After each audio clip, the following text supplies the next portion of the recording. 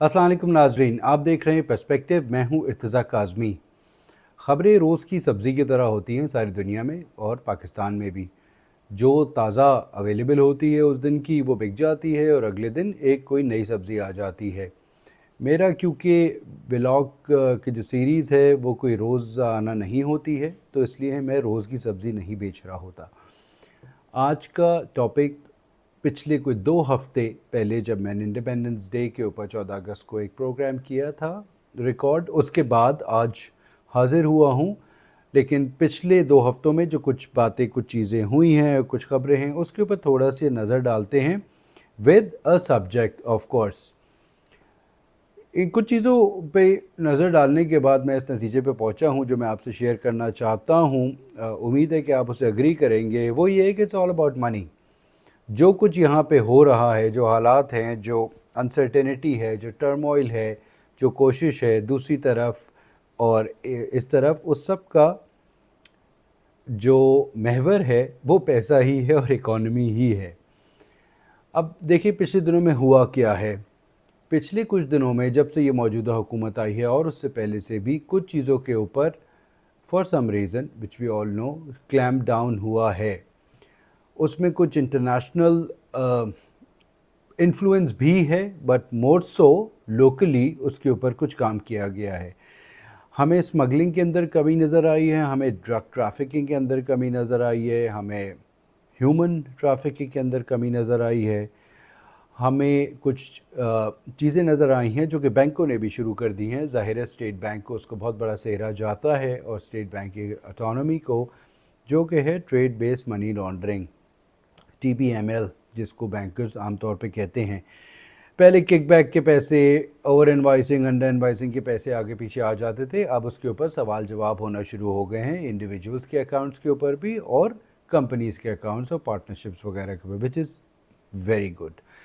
अब उसमें एक दूसरा पहलू ये है कि जो लोग वो सवालात पूछ रहे होते हैं उनके पास ज़्यादा खुद इन्फॉर्मेशन और नॉलेज नहीं होती, तो वो अननेसेसरी लोग उसकी वजह से परेशान भी हो जाते हैं। But that's okay as long as they are able to find the real culprits which are involved in TBML or smuggling or other things।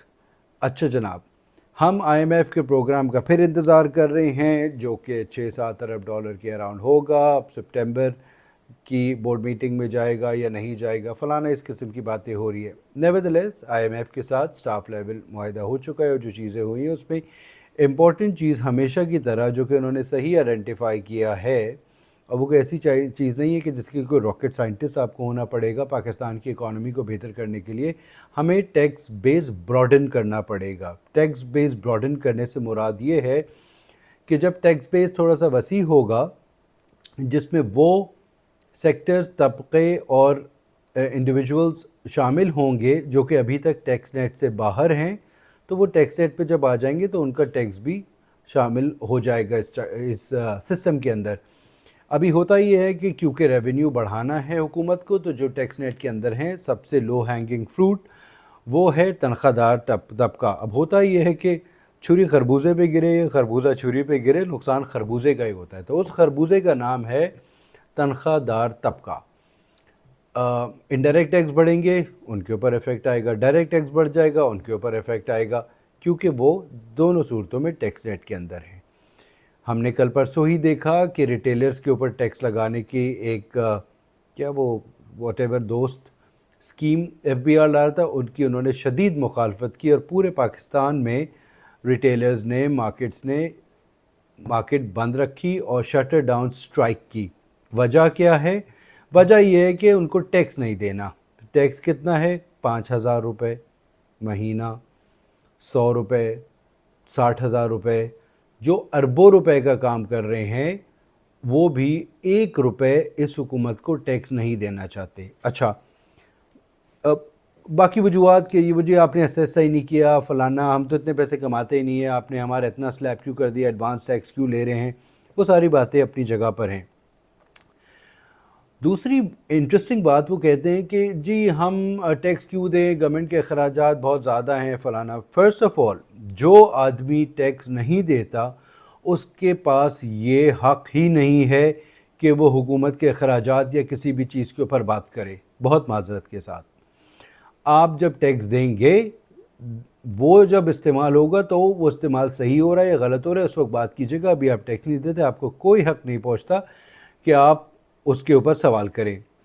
दूसरा ये कि वो डायरेक्ट टैक्स की हम बात करें तो इनडायरेक्ट टैक्स, ये जो म्यूनिसिपल टैक्सेस वगैरह देते हैं तो उसकी वो सड़कें भी इस्तेमाल करते हैं, गटर भी इस्तेमाल करते हैं, उसके वो अपने प्रॉपर्टी टैक्स या आगे पीछे जो भी म्यूनसिपलिटी के बोर्ड्स के टैक्सेस होते हैं वो दे रहे होते हैं, वो उनका हक है। हम भी देते हैं, वो भी देते हैं, सब लोग देते हैं। लेकिन लाखों रिटेलर्स टैक्स नेट से बाहर रहना चाहते हैं, टैक्स नहीं देना चाहते।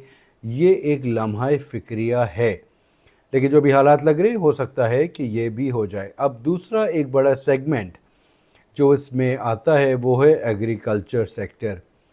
ये एक फैलेसी है कि हमारे यहाँ बहुत सारे बड़े किसान हैं। हमारे यहाँ बड़े किसान नहीं है। हमारे यहाँ एवरेज जो एकरेज के हिसाब से ओनरशिप है वो बहुत कम है और बहुत थोड़ी है। और अगर एग्रीकल्चर के ऊपर टैक्स इम्प्लीमेंट भी हो जाए तो बहुत कम इफ़ेक्ट पड़ेगा उन लोगों के ऊपर जो कि टैक्स दे रहे होंगे, जो कि छोटे किसान हैं।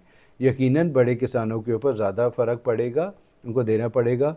बट अनफॉर्चुनेटली वही तबका है कि जो ये पॉलिसीज़ बनाता है और रूल्स बनाते हैं और बैठे हुए हैं, तो वो ज़रा क्वेश्चन मार्क है। 75 साल से जिनके लिए ये मुल्क बना था, वो अगर टैक्स देना शुरू कर दें तो क्या ही बात हो, लेकिन ज़रा मुश्किल काम लग रहा है। कमिंग बैक, ये सारा कुछ टर्मोइल कुछ दिनों में जो हमें नज़र आ रहा है, specially the horrific and deplorable acts that happen in Balochistan recently, इसकी मेरे हिसाब से और जो लोगों से, दोस्तों से बात हो रही है, उसकी वजह यह है कि किसी तरह सीपैक का जो सेकंड फ़ेज़ है वो जैसे पिछले बरसों में कामयाबी के साथ नाकाम बनाया गया, तो इसको भी किसी तरह नाकाम बनाया जाए। हम सब जानते हैं कि हमारा पड़ोसी मुल्क बलूचिस्तान में इन्वॉल्व है। इसमें कुछ लोग उनके पकड़े भी गए थे, और भी कुछ पड़ोसी ममालिक हैं हमारे, और पड़ोसी नहीं भी हैं, दूर के ममालिक भी इसमें शामिल हैं। वो नहीं चाहते कि किसी तरह ईस्ट और वेस्ट में जो सुपर पावर्स हैं उनके लिए बीच में कोई फ़ायदा हो जाए, पाकिस्तान की सूरत में वार्म वाटर तक रसाई हो जाए या उनका ट्रेड रूट बेहतर हो जाए। मेरा मुराद चाइना से है। तो चाइना और रशिया एक तरफ है और इंडिया और अमेरिका एक तरफ है। Let's be very clear about that part. जब भी कोई ऐसी मूव होती है, कोई इम्पोर्टेंट डेलीगेशन चाइना से आ रहा होता है या फिर से बात होती है कि ये इंडस्ट्रीज़ मूव करनी है वगैरह वगैरह, तो हमें इस तरह की टेररिस्ट एक्टिविटीज़ बढ़ती हुई नज़र आ जाती हैं। हमारे और आपके लिए एज़ पाकिस्तानीज़ जो ख़तरनाक बात है कि इसमें they are playing on the ethnic fault line. जो डिवाइड क्रिएट करना चाह रहे हैं वो लिसानी बुनियाद पर है। मजहबी बुनियाद पर भी डिवाइड क्रिएट की जाती है, लेकिन उन बेचारों को कोई पूछता नहीं है। पाराचनार में कुछ हो या चलास में जो कुछ हो रहा होता है वो इससे ज़्यादा या इतना ही डिप्लोरेबल है। लेकिन जैसे मैंने शुरू में बात की थी, रोज़ की सब्ज़ी में वो आधे दिन की भी सब्ज़ी नहीं होती, वो बिक जाती है और उसके बाद आगे चले जाते हैं।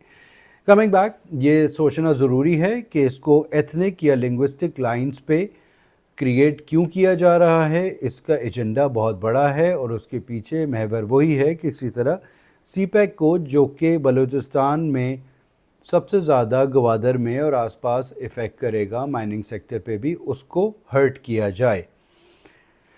ज़रूरत इस बात की है कि पूरे मुल्क के अंदर रूल ऑफ लॉ जब होगा और लोगों की बात सुनी जाएगी, और लोगों की बात ज़रूरी नहीं है कि अगर लोग गलत बात करें और मैं रिटेलर हूँ और मेरी बात सुने कि मैं टैक्स नहीं दूंगा, वो बात सुनी नहीं जाएगी। इससे मेरी मुराद ये है कि जो सही बात हो, adherence to rule of law, एक this requires the whole system overhaul.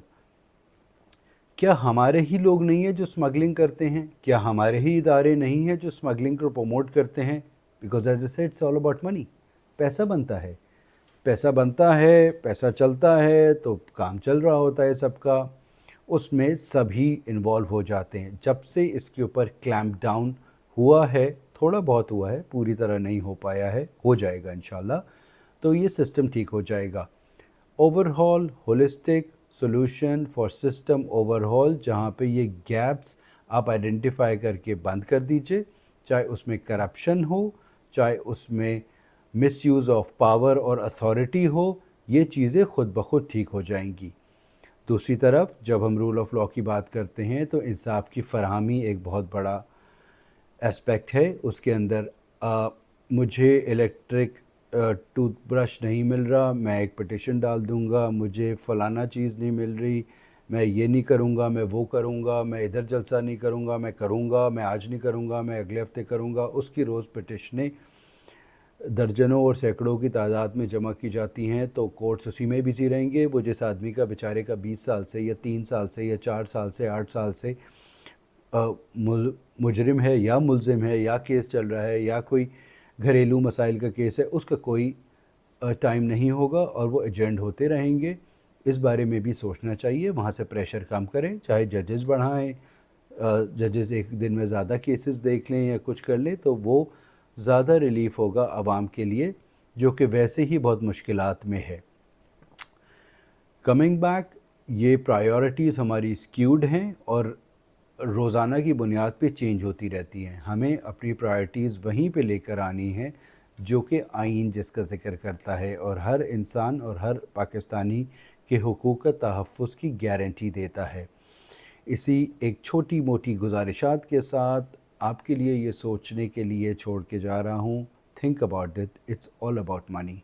ये सारा पैसे का खेल है और जो इंडिविजुअल्स और इदारे और सिस्टम इसमें इन्वॉल्व हैं और अपनी हुदूद से तजावुज़ करते हैं, उसकी वजह है पैसा। अपना बहुत ख्याल रखिएगा, बहुत जल्द फिर मुलाकात होगी। खुदा हाफ़िज़।